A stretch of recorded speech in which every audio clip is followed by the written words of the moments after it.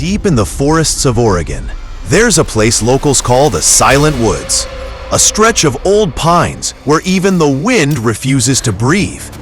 Last autumn, a hiker named Lena wandered in, chasing a trail she swore wasn't there the day before.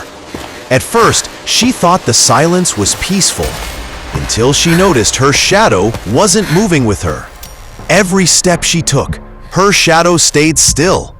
And when she froze, it took a step toward her. Lena ran, but the forest twisted around her like it was alive. Trees shifted, branches reached out, and the ground darkened beneath her feet. She finally reached a clearing, gasping for air, only to see a dozen shadows waiting for her, none of them connected to a body. Locals still search for Lena, but hikers say on foggy nights, they see her shadow running ahead of them, trying desperately to escape something that now wears her face. The Smith family moved deep. Over there! 3 teens dared to explore the abandoned Cottonwood Hills Mall in Kansas. Once a bustling place of life, now a graveyard of mannequins covered in dust. They joked at first, until one of them noticed. The mannequins weren't standing the same way they did when they walked in. Their arms, their heads, shifted when the teens weren't looking. Deep inside the empty halls, they found a clothing store frozen in time. Its mannequins posed in the middle of stepping forward, like they were trying to escape. But the truth was worse. These weren't mannequins at all. They were people, mid-transformation, trapped halfway between flesh and plastic.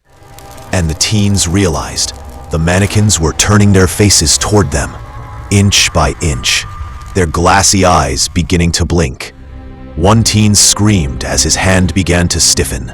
Pale, glossy, cold. The curse was spreading onto him. In the final moments, the lights flickered wildly, and every mannequin in the mall turned to stare, silent. 3:13 a.m. Beaumont Bridge becomes a place no one dares to cross. Locals say it's the only moment the night feels awake, watching. Tonight, I wanted to prove it was just superstition. But the moment I stepped onto the bridge, the air changed. Heavy, colder, as if something crawled beneath the surface of reality. My flashlight trembled as I walked forward, and that's when I saw it. My shadow, stretching unnaturally long across the concrete. But it wasn't just long, it was moving differently. I lifted my hand slowly, but the shadow did not follow. It twitched, curled, as if it had a mind of its own. I froze. The shadows under the bridge began to ripple, tolling themselves free from the pillars like living ink. My heart pounded. My legs felt locked in place. And then, one shadow looked up at me. It had my shape, but its face wasn't mine. Deep beneath an Illinois cornfield, Mark built the perfect storm shelter. He thought concrete and steel could keep the twisters out. Tonight, he learns the dead don't need doors. They ride the wind that took his wife and daughter 5 years ago. And they've come back through the walls, whispering his name. The ghosts aren't here for revenge. They just want him to remember everything. There's an abandoned mall that's been closed for over 20 years, but the security cameras, they still turn on every night at 2:13 a.m.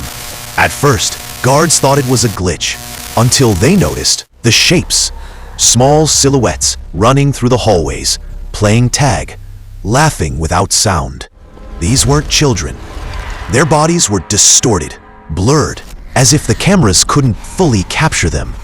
One night, the lone security guard zoomed in. The figures suddenly stopped.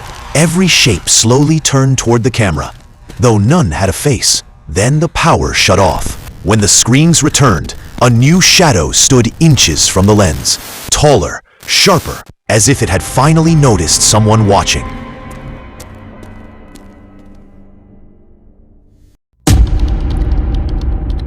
cold, endless waters of Lake Superior, there is a ferry that appears only when the mist grows too thick to see your own hands. Locals say it hasn't operated in over 50 years, but travelers swear they've ridden on it. I was one of them. The night I boarded, the deck felt frozen, the lights dim, like the ferry was breathing. The captain never spoke, only stared forward, as if guiding us into a world we weren't meant to enter. Halfway across the lake, I noticed something horrifying. None of the other passengers cast a reflection on the windows, and when I looked down at the dark water, neither did I. The captain finally whispered, "Welcome home."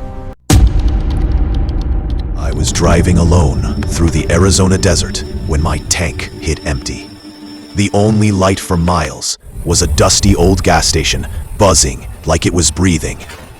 Inside, everything felt delayed. The ceiling fan spun half a second out of sync. The cashier blinked too slowly, and the restroom door creaked by itself. But then, I saw him.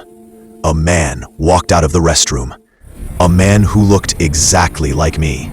Same clothes, same exhausted face. But he didn't look surprised.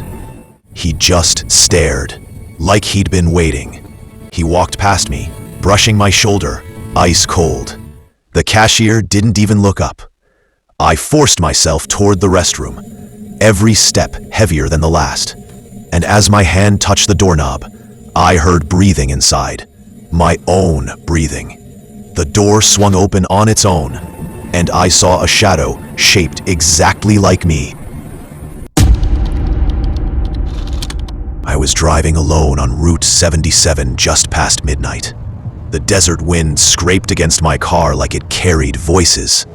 Through the fog, I saw a woman on the side of the road, crying, shivering, desperate. I pulled over.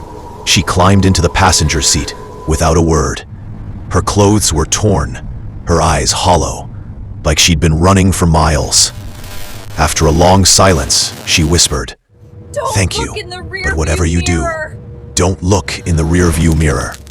My stomach dropped. The air in the car grew heavy. I tried to ask what she meant, but before I could speak, I felt something cold breathing on the back of my neck. I kept my eyes locked on the road, hands shaking. Then she said, "Too late." The headlights flickered. Shadows twisted across the dashboard. And when I finally forced myself to look beside me, she was gone. Only a single wet handprint remained on the seat.